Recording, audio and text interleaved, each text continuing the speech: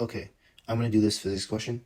So basically, I already highlighted some of the important information, and I have the givens listed out. So we're given the mass of the planet, which is 1.22 times 10 to the power of 22 kilograms, and we're given the radius of the planet, which is 7 times 10 to the power of 5 meters, and then the mass, or total mass, which is 90 kilograms. So before we start, we're going to list out the events, right? We know that E1 is going to be when the ride starts to spin at max speed. E2 is when the cable breaks and the rider just flies out. E3 is going to be when the rider, right before they touch the ground and die, right? Okay, so we first want to start off is with Fg equals to GMM over R squared, right? And the reason we do this is we want to find G, small g, and we know Fg equals mg, so we can rearrange for this formula. And then we can cancel out the m, so we can find G, right? Because we know the constant of big G, and we know the mass. It's 1.22 times 10 to the power of 22. And then we know the radius, right, which is 7 times 10 to the power of 5 squared, and we're going to get 1.66 meters per second squared, right? Okay, so now we have little g. What we can do is we can start doing the FBD, and I'll draw two diagrams, right, because we have one where it's like the actual swing, which we will need later. And this length is going to be 25 meters. This is going to be 5 meters. This is going to be 15 meters. This is 30 degrees because that's when the cable is going to break. And then we know that there's a mass here. It's going to be 90 kilograms. Okay, so our FBD is going to look like this. We're going to have a mass in the center, 90 kg. We know that there's an FT this way, right? Because it's diagonally. If you look at this as the swing, right? This is the swing. It's going up that way, right? So there's a force of tension. And then we have a FG going down. Okay, so with this, we know that we can find also we have the coordinate system. So coordinate system is going to show that the acceleration centripetal is going to that way. And we're going to have to split up the FT, right, to find centripetal acceleration because we want them in the same, this is going to be FTY, because we want them in the same components, right, direction. So, X and Y direction,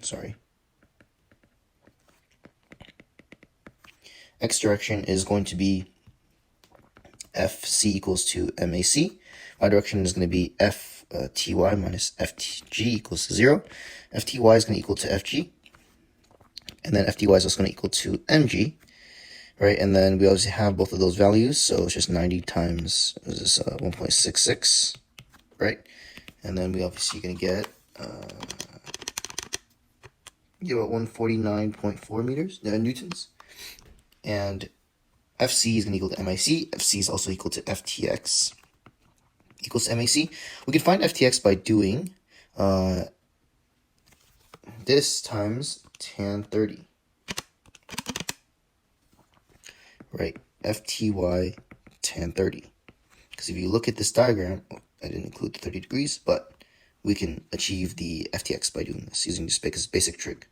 And then you'll get about 86.256, right? And then that's newtons. And so this is going to be 86.256 equals to 90 AC. AC is going to be 0.9584, right, meters per second squared. And we know that AC is also equal to V squared over R. We know what R is because when from this, the centripetal radius is going to be this length right here. We can calculate that. We can calculate this length by doing 15 sine 30. And then we add 5 to that because of this extension of 5 meters. So that's going to be 7.5 plus 5 equals to 12.5 meters. So we know that the radius is going to be 12, so we just do 0.9584 equals to V squared over 12.5. We get V equals to 3.64, right? Because if we do 0.9584 times 12.5,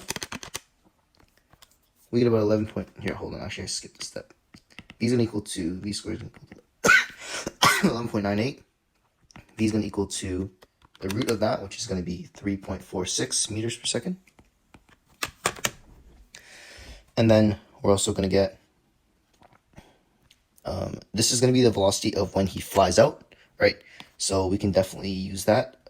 And we're going to do the projectile motion part now.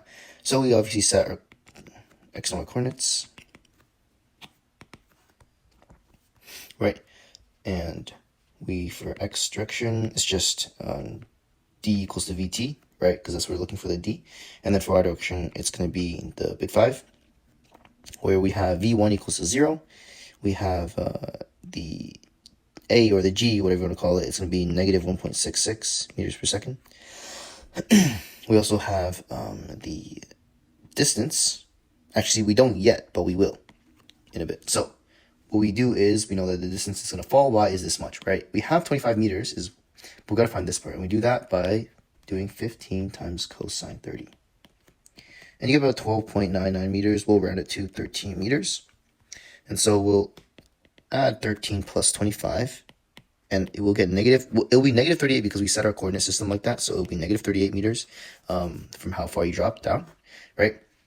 And then we also know that we want to look for the time. So we can just do delta d equals to v1 delta t plus 1 over 2 at squared delta t squared. Delta d is going to be negative 38. v1 is going to be 0, so that's 0 plus 1 over 2 times 1.66 times delta t squared. Negative 38 divided by 1/2 of 1.66. So negative 38 divided by, and also this one should be negative 1.66 divided by negative 0.83. We get about 4.5783 equals to t squared. And then if we root that, we're going to get 4.5783. Oh, hold on. Wait a second. Negative 38 divided by negative 0.83. Okay, whoops, I'm missing it. It should be 45.783. And then if we root that, we get about 6.766 seconds.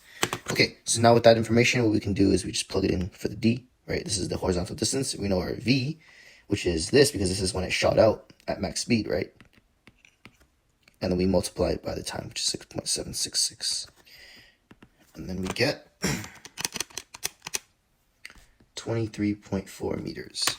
Therefore, he traveled 24.3 meters horizontally. And we keep it in 3 sig figs because they're giving us some 3 sig figs, and that's how you solve the question.